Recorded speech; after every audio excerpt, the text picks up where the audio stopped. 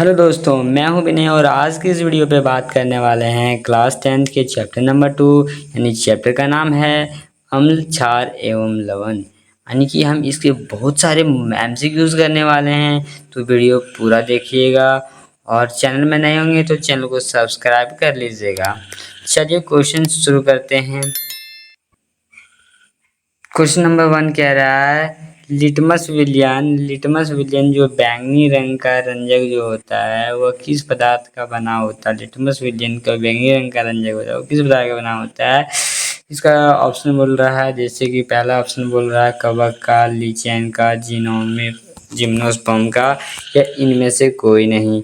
तो इसका correct answer option number B हो जाएगा, लीचेन का बना होता है। क्वेश्चन नंबर 2 कह रहा है निम्न में से कौन से बेकिंग पाउडर है, यानी कि निम्नलिखित में से कौन से बेकिंग पाउडर है। मिश्रण है, यौगिक है, तत्व है या मिश्र धातु है। तो इसका correct answer option number A हो जाएगा, मिश्रण हो जाएगा। बेकिंग पाउडर मिश्रण है। एंड क्वेश्चन नंबर बोल रहा है 3 कि निम्नलिखित में से कौन सा सूचक की तरह इस्तेमाल नहीं किया जा सकता। सूचक की तरह किसी इस्तेमाल हम नहीं कर सकते हैं। हल्दी को, मिथाइल ऑरेंज को या फिनोलिन को या फिर मूली को। तो इसका correct answer option number D हो जाएगा, मूली को। क्वेश्चन नंबर 4 कह रहा है कि निम्नलिखित में कौन क्षार है। जेड SO2 या कार्बन डाइऑक्साइड यानी कि CO2 या NO2। तो इसका correct answer option number A हो जाएगा, जेड निम्नलिखित यही क्षार है। क्षार का एग्जाम्पल जेड है। एंड बहुत सारे क्वेश्चंस एग्जाम में डायरेक्ट पूछे गए हैं मेरी पीपीटी से, तो क्वेश्चन को अच्छे से याद कर लीजिएगा और शायद यही एग्जाम अगले एग्जाम में भी आ जाए। तो पूरा देखिएगा वीडियो। ऑप्शन क्वेश्चन नंबर 5 कह रहा है पोटास यानी कि एलार्म जो होते हैं क्या होते हैं। एलार्म होते हैं, पोटास एलार्म होते हैं, क्या होते हैं। ऑप्शन बोला एक साधारण लवक होते हैं, एक मिश्रित लवक होते हैं, एक अम्लीय लवक होते हैं, एक द्विक लवक होते हैं। तो इसका correct answer option number D हो जाएगा, यानी कि द्विक लवण होते हैं। क्वेश्चन नंबर 6 कह रहा है हमारा शरीर पीएच मान के किस प्रेशर में सही तरीके से कार्य करता है। यानी कि हमारा शरीर जो है उसका पीएच मान के कार्य कैसे करता है।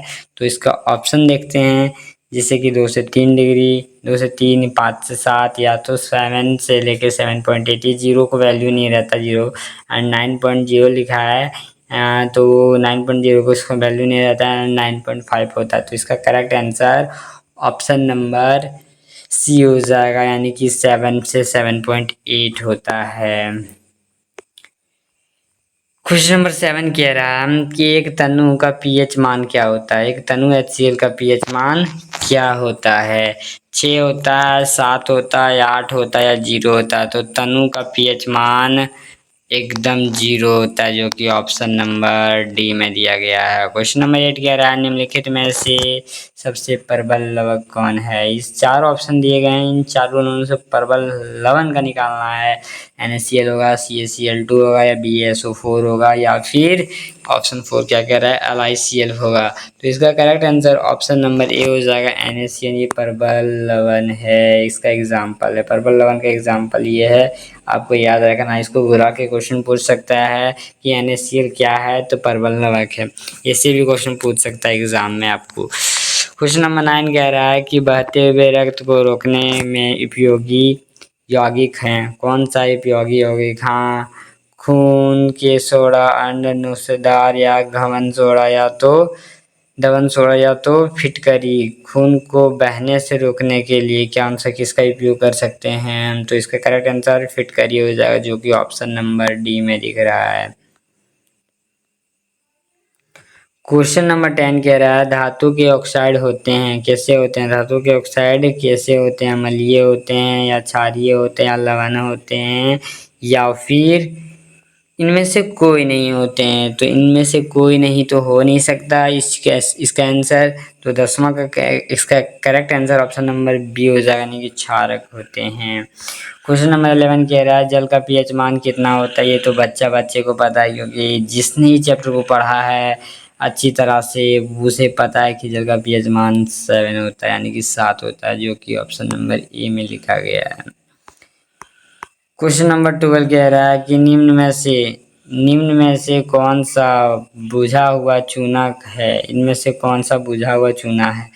तो देखते हैं ऑप्शन CaO, CaOH2, CaCO3 या तो Ca।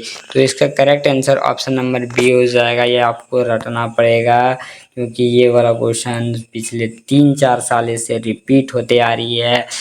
तो ये वाला क्वेश्चन भी आई मार्क कर लेना, क्योंकि कह सकते हैं ना एक ये क्वेश्चन हर बार आ रहा है, तो अगला बार भी चांस है आ जाए जैक के बोर्ड एग्जाम में। ठीक है। एंड क्वेश्चन नंबर 13 कह रहा है विरंजक चूर्ण का रासायनिक नाम क्या होता है। विरंजक चूर्ण का रासायनिक नाम क्या होता है। CaCl2 होता है, CaO होता है या COL होता है। एंड ऑप्शन नंबर डी वाला CaOCl होता है। तो इसका correct answer option number C हो जाएगा, CaOCl2 होता है, जो कि यहाँ लिखा गया है। यानी कि क्या पूछ गया था, रासायनिक नाम। विरंजन चूर्ण का रासायनिक नाम ये होता है। ठीक है, याद कर लीजिएगा। एंड क्वेश्चन नंबर 14 कह रहा है चींटी के डंक और मेटल के डंक में कौन अम्ल पाया जाता है। चींटी के डंक जानते ही होंगे, चींटी किसे कहते हैं। चींटी जो काटता है तो लहरने लगता है, पता ना, वही वाला। एंड देख सकते हो 14 नंबर का क्वेश्चन में, उसमें ऑप्शन देख लेते हैं। सिट्रिक अम्ल होता है, लैक्टिक अम्ल होता है, एसिटिक अम्ल होता है या मिथेनोइक अम्ल होता है। तो इसका correct answer option number D हो जाएगा, मिथेनोइक अम्ल होता है इसके चींटी वाले डंक में। क्वेश्चन नंबर 15 कह रहा है अम्ल वर्ष होने के लिए आवश्यक होते हैं कि वर्ष के जल का पीएच मान कितना होता है। वर्षा का जल का पीएच मान 7 से कम होगा, 5.6 से कम होगा या 8.6 होगा, उससे अधिक या 10 होगा। तो इसका correct answer option number B हो जाएगा, 5.6 से कम होगा। क्वेश्चन नंबर 16 कह रहा है ग्लूकोज का रासायनिक सूत्र क्या होता है।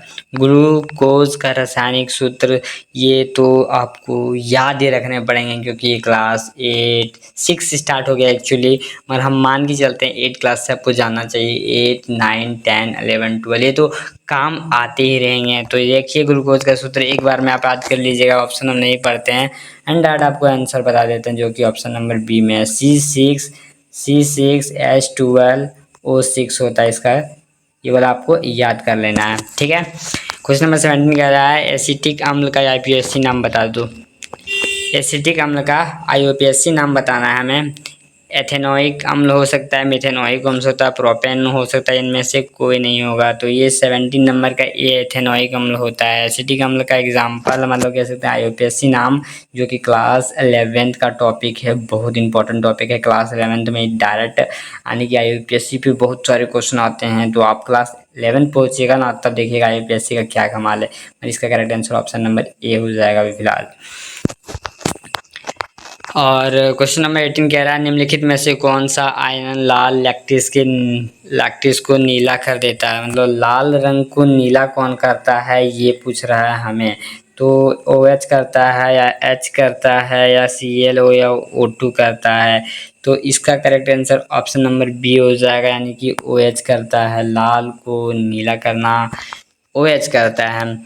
फेरिक सल्फेट क्रिस्टल का रंग होता है, किस रंग का होता है। फेरिक सल्फेट का रंग ये आपकी जुबान में होनी चाहिए। फेरिक सल्फेट जब जैसे कह सकते हैं कांसे के बर्तन जब होती है, तो उसमें किस रंग की परत जम जाती है, यानी कि कह सकते हैं कि कुछ दिन रख देने से, पानी भर के रख देने से, बहुत सारी चीजें रखने से हरे रंग की परत जम जाती है, जो कि ऑप्शन नंबर बी में फेरिक सल्फेट की क्रिस्टल रंग होता है हरा। यानी कि ये कांसे के बर्तन में खास करके हम देखने को मिल जाता है। ये लास्ट क्वेश्चन है इस वीडियो का।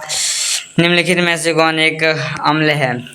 इसका अम्ल का एग्जांपल CaO है या KOH है या HCl है या Na2O है। तो इसका correct answer option number C हो जाएगा, HCl है। ठीक है।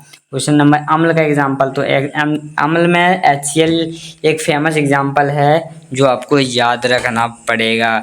तो आज की इस वीडियो में इतना ही।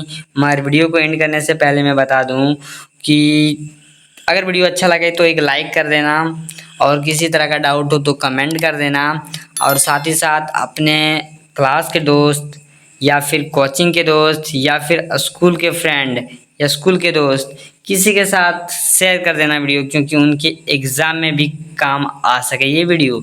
तो इस वीडियो में इतना ही।